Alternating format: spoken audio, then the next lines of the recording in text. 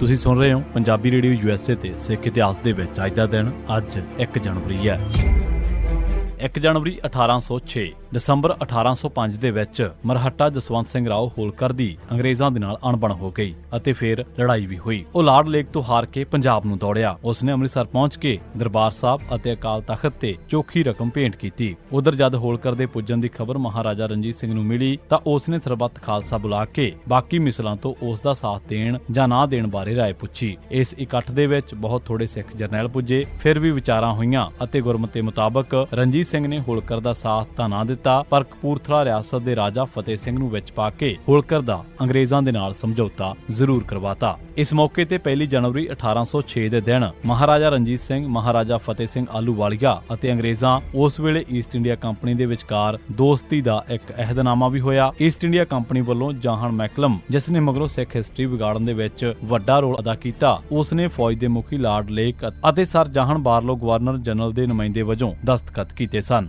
1 ਜਨਵਰੀ 1936 ਕਿਰਪਾਨ ਪਹਿਨਣ ਦੀ ਆਜ਼ਾਦੀ ਵਾਸਤੇ ਮੋਰਚਾ ਸ਼ੁਰੂ ਹੋਇਆ। ਜਦੋਂ ਮੁਸਲਮਾਨਾਂ ਨੇ ਗੁਰਦੁਆਰਾ ਸ਼ਹੀਦਗੰਜ, ਸਿੰਘਣੀਆਂ, ਲਾਹੌਰ ਤੇ ਕਬਜ਼ੇ ਵਾਸਤੇ ਐਜੀਟੇਸ਼ਨ ਕੀਤੀ ਤਾਂ ਸਰਕਾਰ ਨੇ ਦਫਾ 144 ਲਾ ਦਿੱਤੀ ਅਤੇ ਸਿੱਖਾਂ ਦੀ ਕਿਰਪਾਨ ਤੇ ਵੀ ਪਾਬੰਦੀ ਲਾ ਦਿੱਤੀ। ਇਸ ਦੇ ਨਾਲ ਸਿੱਖ ਜਜ਼ਬਾਤ ਭੜਕ ਗਏ। ਕੁਝ ਸਿੱਖ ਕਿਰਪਾਨ ਦੇ ਦੋਸ਼ ਦੇ ਵਿੱਚ ਗ੍ਰਿਫਤਾਰ ਵੀ ਕੀਤੇ ਗਏ। ਸ਼੍ਰੋਮਣੀ ਅਕਾਲੀ ਦਲ ਅਤੇ ਸ਼੍ਰੋਮਣੀ ਕਮੇਟੀ ਦੀ ਇੱਕ ਸਾਂਝੀ ਮੀਟਿੰਗ ਨੇ 26 ਅਗਸਤ 1935 ਦੇ ਦਿਨ ਮੰਗ ਕੀਤੀ ਕਿ ਵੱਡੀ ਕਿਰਪਾਨ ਬਾਰੇ ਸਰਕਾਰੀ ਐਲਾਨ ਵਾਪਸ ਲਿਆ ਜਾਵੇ ਅਤੇ 2 ਕਿਰਪਾਨਾਂ ਛੋਟੀਆਂ ਦੀ ਪਾਬੰਦੀ ਵੀ ਗਲਤ ਹੈ। ਸ਼੍ਰੋਮਣੀ ਅਕਾਲੀ ਦਲ ਵੱਲੋਂ ਐਲਾਨ ਕੀਤਾ ਗਿਆ ਕਿ ਕਿਰਪਾਨ ਸੰਬੰਧੀ ਪਾਬੰਦੀਆਂ ਸਿੱਖ ਧਰਮ ਦੇ ਵਿੱਚ ਦਖਲ ਨੇ ਅਤੇ ਇਸ ਦੀ ਮੁਖਾਲਫਤ ਕੀਤੀ ਜਾਵੇਗੀ। ਅਚਾਨਕ ਉਸੇ ਦਿਨ ਹੀ ਕਿਰਪਾਨ ਵਾਲੇ ਮੁਕੱਦਮਿਆਂ ਦੇ ਵਿੱਚ ਗ੍ਰਿਫਤਾਰ ਕੀਤੇ ਗਏ ਸਿੱਖ ਬਿਨਾਂ ਜ਼ਮਾਨਤਾਂ ਤੋਂ ਰਿਹਾ ਕਰ ਦਿੱਤੇ ਗਏ ਅਤੇ ਮੁਕੱਦਮੇ ਮੁਲਤਵੀ ਕਰ ਦਿੱਤੇ ਗਏ। 30 ਦਸੰਬਰ ਨੂੰ ਸ਼੍ਰੋਮਣੀ ਕਮੇਟੀ ਨੇ ਕਿਰਪਾਨ ਵਾਸਤੇ 1 ਜਨਵਰੀ ਤੋਂ ਮੋਰਚਾ ਲਾਉਣ ਦਾ ਐਲਾਨ ਕਰ ਦਿੱਤਾ ਸੀ। ਸ਼ਹੀਦਗੰਜ ਦੇ ਮੋਰਚੇ ਬਾਰੇ ਕਮੇਟੀ ਦੇ ਵਿੱਚ ਸਰਮੁਖ ਸਿੰਘ ਚਮਕ, ਹਰਨਾਮ ਸਿੰਘ ਐਡਵੋਕੇਟ ਅਤੇ ਗੁਰਮੁਖ ਸਿੰਘ ਮੁਸਾਫਰ ਲੈ ਕੇ ਕਿਰਪਾਨ ਦੇ ਮੋਰਚੇ ਵਾਸਤੇ ਕਮੇਟੀ ਦੇ ਵਿੱਚ ਮਾਸਟਰ ਤਾਰਾ ਸਿੰਘ,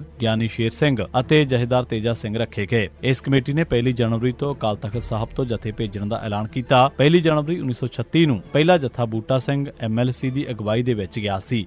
1 ਜਨਵਰੀ 1986 ਦੇ ਦਿਨ ਪੰਜਾਬ ਦੇ ਚੀਫ ਮਿਨਿਸਟਰ ਸੁਰਜੀਤ ਬਰਨਾਲੇ ਅਤੇ ਹਰਿਆਣਾ ਦੇ ਚੀਫ ਮਿਨਿਸਟਰ ਭਜਨ ਲਾਲ ਦੀ ਮਿਲੀ ਭੁਗਤ ਦੇ ਨਾਲ ਮਸ਼ਹੂਰ ਸਿੱਖ ਕੀਰਤਨੀਏ ਰਾਗੀ ਦਰਸ਼ਨ ਸਿੰਘ ਨੂੰ ਪੰਜਾਬ ਦੀ ਹਦੂਦ ਵਿੱਚੋਂ ਜ਼ੀਰਕਪੁਰ ਤੋਂ ਹਰਿਆਣਾ ਪੁਲਿਸ ਅਗਵਾ ਕਰਕੇ ਲੈ ਗਈ। ਉਹਨਾਂ ਨੂੰ 10 ਜੂਨ 1985 ਨੂੰ ਦਰਜ ਹੋਈ ਇੱਕ FIR ਦੀ ਬਿਨਾਹ ਉੱਤੇ ਗ੍ਰਿਫਤਾਰ ਕੀਤਾ ਗਿਆ। FIR ਦੇ ਮੁਤਾਬਕ ਉਹਨਾਂ ਨੇ ਦਰਬਾਰ ਸਾਹਿਬ ਉੱਤੇ ਹਮਲੇ ਬਾਰੇ ਵੈਰਾਗਮਈ ਕੀਰਤਨ ਕੀਤਾ ਸੀ, ਜਿਸ ਦੇ ਵਿੱਚ ਇੰਦਰਾ ਗਾਂਧੀ ਦੇ ਜ਼ੁਲਮਾਂ ਅਤੇ ਜੈਲ ਸਿੰਘ ਦੀ ਬੇਗੈਰਤੀ ਦੀ ਨਿੰਦਾ ਕੀਤੀ ਗਈ ਸੀ। ਇਸ ਸਬੰਧ ਦੇ ਵਿੱਚ ਇੱਕ ਕੇਸ ਹਰਿਆਣਾ ਦੇ ਜ਼ਾਲਮ ਚੀਫ ਮਿਨਿਸਟਰ ਨੇ ਪ੍ਰੋਫੈਸਰ ਦਰਸ਼ਨ ਸਿੰਘ ਦੇ ਖਿਲਾਫ ਦਰਜ ਕਰਕੇ ਉਸ ਨੂੰ ਮਜ਼ਾ ਚਖਾਉਣ ਦੀ ਸਾਜ਼ਿਸ਼ ਘੜੀ ਸੀ। ਕੁਝ ਅਕਾਲੀਆਂ ਦੇ ਰਾਗੀ ਦਰਸ਼ਨ ਸਿੰਘ ਦੇ ਹੱਕ ਦੇ ਵਿੱਚ ਬਿਆਨ ਵੀ ਆਏ, ਪਰ ਇਹ ਸਾਰੇ ਬਿਆਨ ਸਿੱਖਾਂ ਦੀਆਂ ਅੱਖਾਂ ਦੇ ਵਿੱਚ ਘੱਟਾ ਪਾਉਣ ਵਾਲੇ ਸਨ। ਉਸ ਦਾ 13 ਜਨਵਰੀ ਤੱਕ ਦਾ ਰਿਮਾਂਡ ਲੈ ਲਿਆ ਗਿਆ ਸੀ। ਸਨ 1987 ਚੜ੍ਹਦਿਆਂ ਹੀ ਬਰਨਾਲਾ ਸਰਕਾਰ ਨੇ ਸਿੱਖਾਂ ਨੂੰ ਨਕਲੀ ਮੁਕਾਬਲੇ ਬਣਾ ਕੇ ਮਾਰਨ ਦਾ ਜ਼ੁਲਮ ਦਾ ਸਿਖਰ ਲੈ ਆਂਦਾ। 1 ਜਨਵਰੀ ਦੇ ਦਿਨ ਪੁਲਿਸ ਨੇ ਨਾਮੀ ਜਰਨੈਲ ਰੋਸ਼ਨ ਸਿੰਘ ਬਰਾਗੀ ਨੂੰ ਕਤਲ ਕੀਤਾ ਅਤੇ ਉਸ ਦਾ ਮਿਹਦਾ ਚਾਕ ਕਰਕੇ ਪੱਥਰ ਬੰਨ੍ਹ ਕੇ ਉਸ ਦੀ ਲਾਸ਼ ਬਿਆਸ ਦਰਿਆ ਦੇ ਵਿੱਚ ਰੋੜ ਦਿੱਤੀ। ਇਸ ਤੇ ਪਰਦਾ ਪਾਉਣ ਵਾਸਤੇ ਪੁਲਿਸ ਨੇ ਇਹ ਡਰਾਮਾ ਰਚਿਆ ਕਿ ਬਰਾਗੀ ਬਿਆਸ ਦਰਿਆ ਦੇ ਕੋਲ ਬੁਲਟ ਪ੍ਰੂਫ ਕਾਰ ਦੇ ਵਿੱਚੋਂ ਦੌੜ ਗਿਆ। 1 ਜਨਵਰੀ 1987 ਦੇ ਦਿਨ ਨਾਭਾ ਜੇਲ੍ਹ ਵਿੱਚੋਂ ਸਿੱਖਾਂ ਵੱਲੋਂ ਫਰਾਰ ਹੋਣ ਦੇ ਨਾਂ ਤੇ ਗੋਲੀਆਂ ਚਲਾ ਕੇ 2 ਸਿੱਖਾਂ ਬਲਵਿੰਦਰ ਸਿੰਘ ਅਤੇ ਰਾਮ ਸਿੰਘ ਨੂੰ ਕਤਲ ਕਰ ਦਿੱਤਾ ਗਿਆ। ਇਸ ਤੋਂ ਇਲਾਵਾ ਖਜ਼ਾਨ ਸਿੰਘ, ਬਲਵਿੰਦਰ ਸਿੰਘ, ਮੇਜਰ ਸਿੰਘ, ਗੁਰਬੰਤ ਸਿੰਘ, ਤਰਸੇਮ ਸਿੰਘ, ਸ਼ਮਿੰਦਰ ਸਿੰਘ ਅਤੇ ਕਾਲਾ ਸਿੰਘ ਨੂੰ ਸਖਤ ਜ਼ਖਮੀ ਕਰ ਦਿੱਤਾ ਗਿਆ।